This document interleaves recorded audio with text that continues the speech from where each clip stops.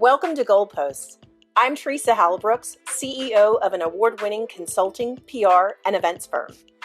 After spending 11 years in the NFL, I launched a company that has allowed me to create my own legacy. I've been able to coach some of the most well-known professional athletes, celebrities, and CEOs across the country for more than 20 years. Gaining their respect wasn't easy, but it taught me to have a solid game plan for my future.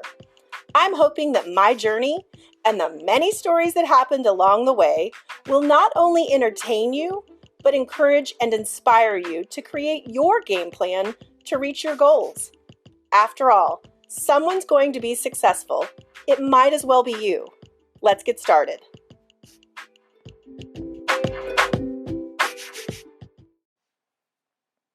Welcome to Goalposts. I'm your host, Tresa Halbrooks. Since launching my PR and event production company in 2012, I've had numerous young professionals ask for my advice, experience, and time, wanting to pick my brain as they began their own careers. So I created the Goalpost brand in order to share my personal and professional journey behind the scenes in one of the top destination cities in America, Nashville, Tennessee. I've been fortunate enough to have spent a career working in public relations, brand management, and the special events industry with an extensive background in professional sports and entertainment. But let me first start with a little background and a few nuggets about me. First, I'm a Christian, and Jesus is my Savior. I'm a storyteller. My high school graduating class was about 75 people. I'm a survivor of domestic violence. I wrote a singles column for a lifestyle magazine for 8 years. Yes, very much like Carrie Bradshaw. I believe in miracles and angels. We can get in more of that later. My favorite karaoke song is I Will Survive. But seriously, I grew up in a small town in New Mexico, and right after college, I moved to Nashville to pursue a love of music. I was a singer-songwriter, and I thought there was no better place to live than Music City. It didn't take me long to realize that a career in music wasn't the likely path for me. I needed to do something different. So early in my career, I worked in the corporate office of one of the largest retailers in the country. And that's where I began a love for community relations, philanthropy, and nonprofit work. My next stop was working for one of the largest hospitality and event entertainment companies in the country. They're the parent company of the Grand Ole Opry and the Ryman Auditorium, just to name a few. After that, I began working for the NFL, and that's where I spent most of my career in professional sports. What's ironic about that is I wasn't really a sports fan. I remember one of my friends asking me, "What are you going to be doing for the Tennessee Titans?" And I just laughed and shrugged it off and said, they didn't hire me to coach the team. I was hired to care about them. And that's exactly what I did for 11 years, working in the community relations department for the team. In 2012, I saw a need to better serve athletes, artists, celebrities, corporate, and nonprofits by starting my own company. So I launched Legacy Consulting, PR, and Events, and it has been the best move I've ever made in my career. Some of the most valuable lessons I've learned about being an entrepreneur came from my time in the NFL. That sports-minded philosophy has stayed with me as I have built a successful business, working with some of the most well-known and high-profile clients, celebrities, and brands across the country. It's been an incredible journey, and I'm blessed to do what I love and love who I get to work with. My goal is to share unique insights along with various guest interviews from all professions to help educate, encourage, and inspire young professionals to do and be their very best. We'll examine a game plan to create your own winning formula in your career so that you can reach your goals. After all, someone's going to be successful. It might as well be you. So I asked my team to pull some of the most common questions that I get asked, and they've assembled a few here. So the first one, the question, when did you realize you were an entrepreneur? I don't know if I have an exact answer for that. It wasn't light bulb moment necessarily. I just knew that I had grit at an early age. So, for example, I was a Girl Scout back in my, elementary school days.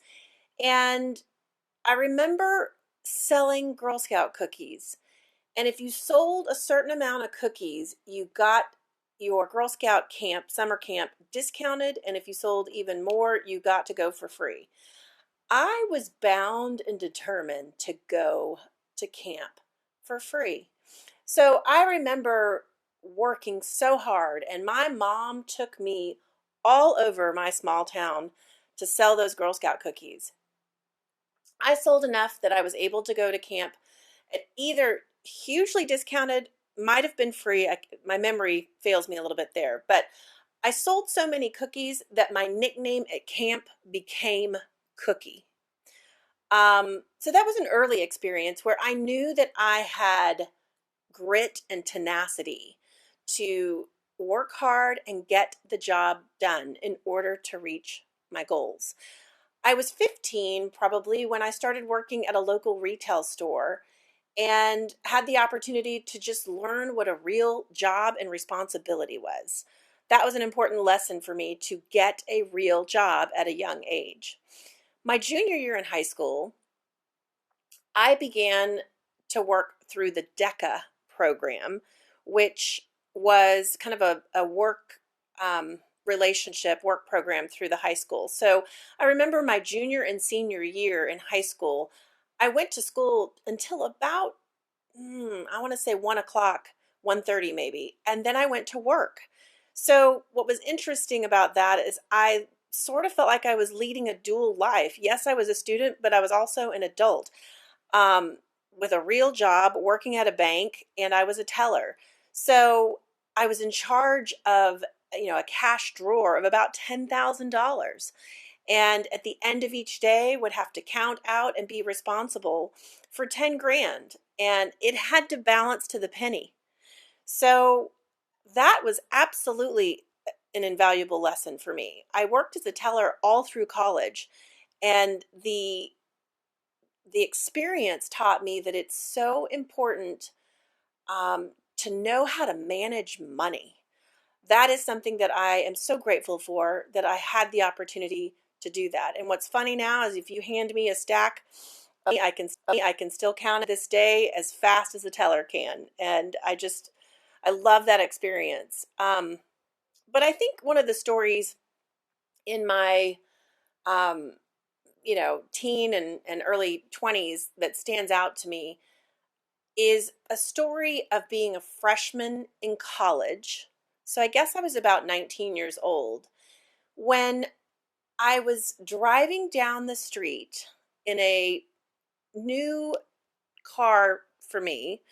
Um, so loved that car. And I remember that I had a someone who drove by me that actually, as I was waiting with my turn signal, waiting to make a turn, they drove by me and hit a retaining wall.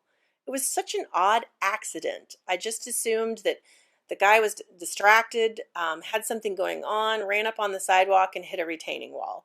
So I was concerned. I wasn't in a hurry. I pulled over, made sure he was okay. He had his son in the car and wanted to be that good Samaritan. I handed him, a note piece of paper with my information that if I could help in any way, if his insurance needed, to have a witness of what had happened, I just didn't know. But he didn't call the police. He just took down my information and said, thanks, I appreciate your help. Thanks for stopping. The next thing I know, probably a week to two later, I was notified that I was being sued. Not by his insurance company, but by him personally. That he wanted to sue me to for the accident, that he thought that he could get away with bullying a 19-year-old kid and that I would be responsible for the accident and pay for his damages. That threw me for a loop. So I talked to my parents, and they were both running their own businesses. And they really, they advised me and said, gosh, you didn't cause the accident. You weren't involved. The police weren't called. So do the best you can with it. Um, and that's really the best advice they gave me. So I was going into, the court to try to defend myself. I didn't hire an attorney. I was my own attorney. So here I am at 19 years old in court, acting as my own attorney to defend myself from a lawsuit that this guy had decided he was going to try and get some money out of this kid to pay for his damages. So it was quite an he allowed me to come up with some a whiteboard and to draw out the scene of the accident, to put the gentleman on the stand and question him under oath. But the kicker of it was when I put his son on the stand, and it sort of reminds me of the movie A Few Good Men, where they scream in a court of law, "You can't handle the truth." I just remember at that point in time as a 19-year-old, and I knew thousands and thousands of dollars that I would have to figure out how to pay if this guy won. And as I had his son on the stand, I just remember telling him that he was not allowed to lie. You are under oath and you cannot lie. I remember him glancing at his dad, and I yelled at him, "Don't look at your father, look at me. You have to tell the truth today." And he broke down and started crying and admitted that I had not caused the accident. So I walked out of the court that day, and I'd won the case. I didn't have to pay any of the money that he had asked for. The case was dropped, and in fact, he had to pay the court costs for everything involved. Sure, it cost me my time, but I had nothing else that I had to do. And it felt like such a huge win for a 19-year-old. And I just remember that day I knew that I had grit. I remember my dad telling me, "Gosh, you might want to consider becoming a lawyer. I know you're in, college right now taking mass communication, journalism, and PR, but you may want to think about becoming an attorney after what I just saw in that court." And I knew that it wasn't the career path for me, but I also knew that I had grit, tenacity, and I wasn't going to let someone run all over me. So when people ask me, when did you realize you were an entrepreneur? I think it's always been about passion and believing in yourself, having self-confidence. But I don't know that I had an exact light bulb moment. I know that I had an opportunity in 2012 to launch my own business, and I took it. And I've never looked back, and it's been the best thing I've ever done. So this next question comes to me from folks that are pursuing a career in sports, whether they're studying for sports management degree or something of that nature. They'd like to work in sports. They're always fascinated in the fact that I wasn't a big sports fan. So this question is, how did you land a job in sports? Aren't a big sports fan. My quick answer to that is God has a great sense of humor. I wasn't pursuing a career in sports. It just so happened to work out that way. So what's interesting about it is my background in community relations, philanthropy, public relations, and representing and directing and coaching a brand on the things that they should be doing in the community was my background and experience. So when I began working in sports, they needed the same coaching, the same experience for the players, for the team foundation, and to also kind of be that liaison for the community and the league. So my experience transferred from, an entertainment company to a professional sports team in a very easy way. It made a lot of sense to do that. What's funny about it is I didn't really know a lot about sports. So I remember, being on the job just a few days and saying to somebody, okay, let me get this straight. You have 4 chances to make it 10 yards. And they laughed at me and said, no, it's not called a chance. It's called a down. And so I studied. I figured out, what are the rules of the game. I studied it, the ins and outs, and I got to know the game. That part you can learn. What is hard to teach someone is the skill of how to genuinely care about making an impact. It's hard to teach passion. And that's what I had. I had passion for what I did and for the opportunity it gave me and the platform a professional sports team gave me to put those athletes out into the community, doing great things, making an impact, and making a difference in the lives of others. And that is what drove me, and really gave me just every day new energy to do what we do. The second part about that is, I think what allowed me to have some success in the fact that I wasn't a sports fan was just that. I didn't know who these guys were. I had to be introduced to them, even star athletes, that I should know their name. I didn't necessarily. And so I think they were intrigued with that I wasn't there as a sports fan. I was there as a colleague, as a coworker. The second part of what I think helped me be successful in working in sports is that I didn't really know the players for who they were on the field.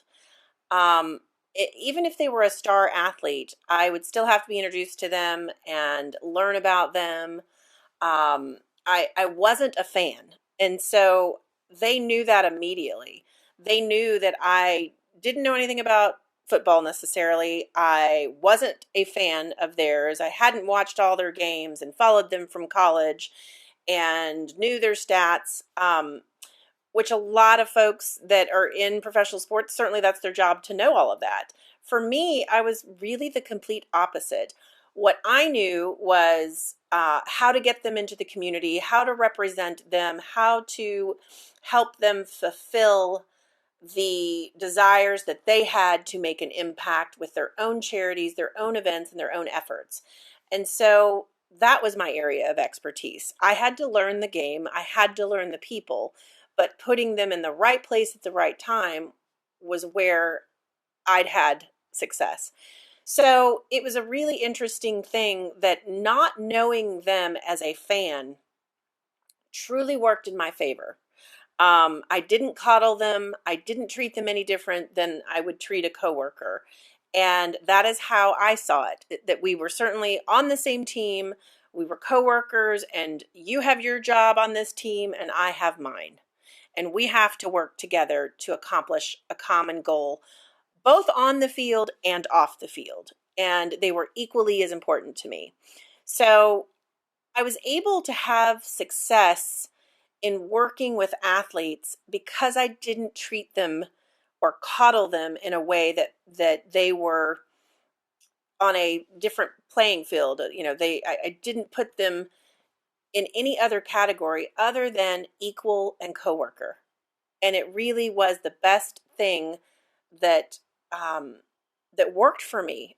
It wasn't a strategy; it just went that way. But I can tell you, it was really one of the key ingredients to success in working in professional sports. And finally, the last thing I'll say, one of the things that was the biggest takeaway in working in professional sports for me was having a sports minded philosophy. That's been the best asset as an entrepreneur and a business owner, was a sports minded philosophy that I was taught working in professional sports. So you may think, what is that? What is a sports-minded philosophy? What does that mean? Here's what it means. It's the ability to think like a champion, whether you're on a football field, in a cubicle, or in the boardroom. It's the desire to be your best through pure determination, grit, and tenacity. So professional athletes are willing to work harder than anyone else in order to win, period. They have an incredible work ethic. They don't slack off. They don't make comfortable, easy choices. They don't settle for status quo. They don't accept a mediocre performance. The daily pursuit for excellence is the foundation of who they are. They don't distribute participation awards on Sundays, especially Super Bowl Sunday. The best team who believe in themselves, they trust their teammates, and they have the right game plan can win on any given Sunday. And I think for me, I was so impressed with that kind of work ethic and philosophy. I knew that it would transfer not just on a football field, it could be transferred into any business environment. The willingness to work, the grit and tenacity and want to learn, and to have a game plan for walking in the door. These guys don't come out on the field on Sunday and look at each other and say, well, what do we want to do? What pass are we going to throw? What's the call we're going to make? They have a game plan. They have studied. They have prepared. They have made every single decision before they walk out onto the field. And what struck me as an entrepreneur is how we don't do that for ourselves in our business life. And so as a young person, what I wish young professionals would know is that you have the same ingredients to do that for yourself. If you took your career as seriously as a professional athlete takes theirs, what would that result be? That kind of preparation, that kind of studying, that kind of hard work. Where would you be and how quickly would you get there if you took your life and your career path as seriously as a professional athlete does? It's a great question. It's a great principle and philosophy. And for me, it's what carried me into becoming an entrepreneur. So my team is used to me continually telling stories that have been part of my experience from childhood to my early career to things that happened to me recently. I am a storyteller and I always try to have some kind of experience to relate to others. And so through this podcast, I will share a number of stories that are relevant and relate to the interviews and the guests that we have and the topics at hand. I appreciate you joining us. I hope that you're here for the long haul of the journey, and it's going to be a great ride. Thank you so much.